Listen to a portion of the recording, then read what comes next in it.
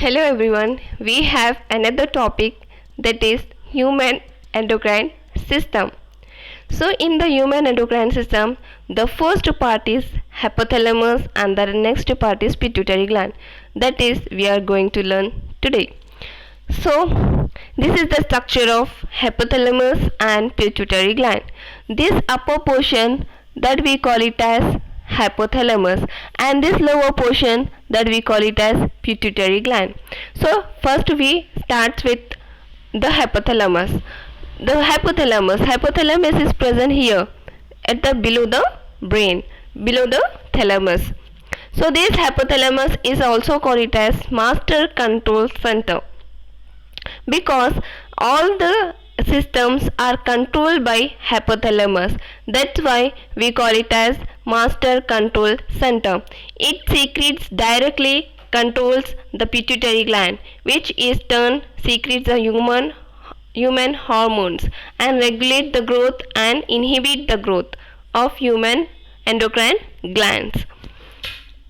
Now where this hypothalamus is present? Hypothalamus is present below the thalamus. And what is the meaning of hypothalamus? It is a Greek word hypothalamus. Hypo means under and thalamus means chamber. So this hypothalamus is present near the diencephalon, a part of a forebrain. So the brain is divided into three portions that call forebrain, midbrain and hindbrain. So this hypothalamus is present near the forebrain diencephalon. So what is the function of this hypothalamus? It connects the neurals and endocrine system. So these hypothalamus are functioning in both. They comes under in endocrine system and also in the neuron, and they are closely tied to the pituitary gland. Nothing but here. This complete portion we call it as hypothalamus and this portion we call it as pituitary gland. So both hypothalamus and pituitary glands are connected with each other, and they contains several groups of neurosecretory cells. These hypothalamus are helpful to release two types of hormones. What is the first one is called the releasing hormone and the another one is called inhibiting hormone. So what is releasing hormone? Releasing hormone is nothing but which stimulates the secretion of pituitary hormones. The hypothalamus is helpful to send the signals to pituitary gland to release the hormones to a particular target cell. That hormone we call it as releasing hormone. What is inhibiting hormone? Inhibiting hormone means that are inhibit means to control the secretion of hormones by pituitary gland. Major function of hypothalamus is nothing but they are helpful to control the releasing and control that are helpful to control and also to release the hormones at particular target cell. That's why we call it as a master control center. So here they are given one best example for this hypothalamus, the growth hormone releasing hormone. Okay, so what is releasing hormone? Releasing hormone is a somatotrophin hormone for the growth release. If the person are releasing a more amount of growth hormone, nothing but somatotrophin, they will get gigantism disease. They will affect by gigantism. And the another one is called inhibiting hormone. Inhibiting hormone is the somatostatin. If they release the less amount of growth hormone, they get the which one? The somatostatin. If they are getting less this hormone means they get a lower height, nothing but a dwarfism. That disease we call it as dwarfism. After that, the pituitary gland. So that is a portion, lower portion of this hypothalamus. This complete portion we call it as pituitary gland. So this pituitary gland is also called it as hypophysis. They are present beneath the hypothalamus. Just now I said here this portion that we call it as, this complete portion we call it as the pituitary gland.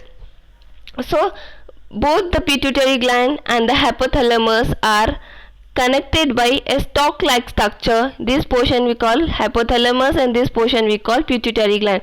Hypothalamus and the pituitary glands are connected by this portion that call it as the infundibulum. The stalk-like structure is present in between the hypothalamus and the pituitary gland that we call it as infundibulum.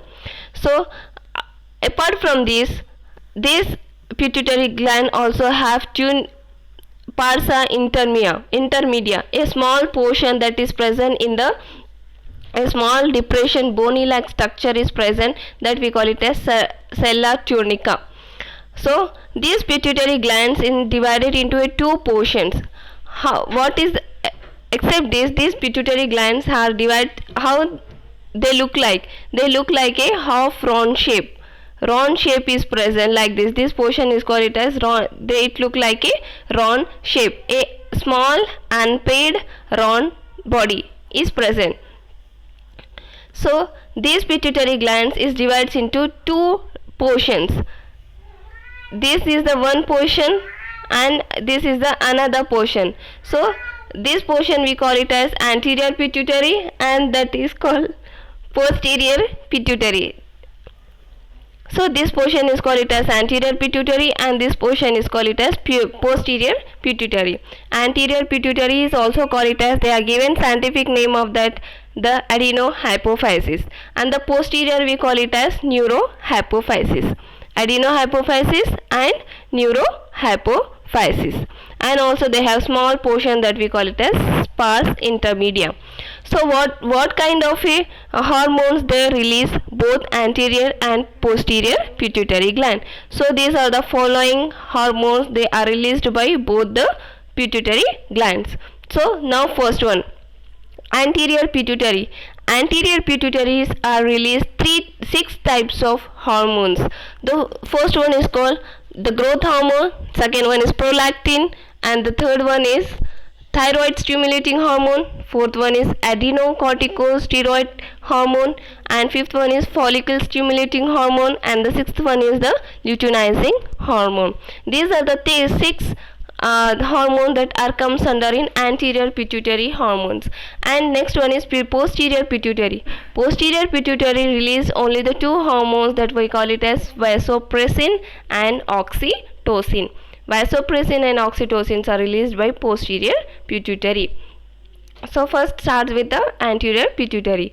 Anterior pituitary is the first hormone that we call it as growth hormone. So these growth hormones are released. What you all know what is that? They are helpful to increase the size of the body, that we call it as growth hormone. So what type of hormone they release? Somatotrophin. Somatotrophin is helpful to release to increase the size of their body. And next one is prolactin. Prolactin is released the lactogenic hormone. Lactogenic is nothing but lactogen, milk production. So they are gives to the mammary glands. They are released by a mammary gland. They are helpful to the mothers who are give.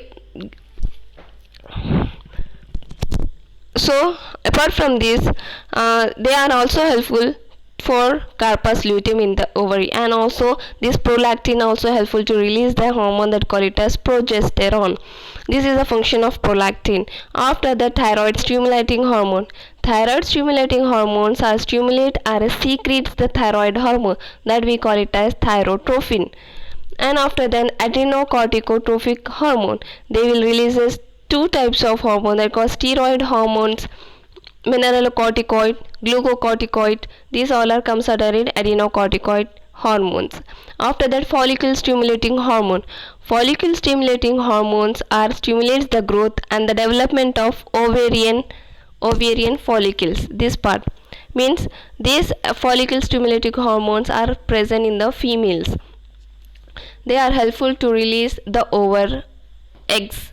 And also which type of hormone they release? They will releases the estrogen and progesterone. And after that this is also LH, luteinizing hormone, that are present in the testes. They are helpful for releasing the testosterone. These are the 6 hormones.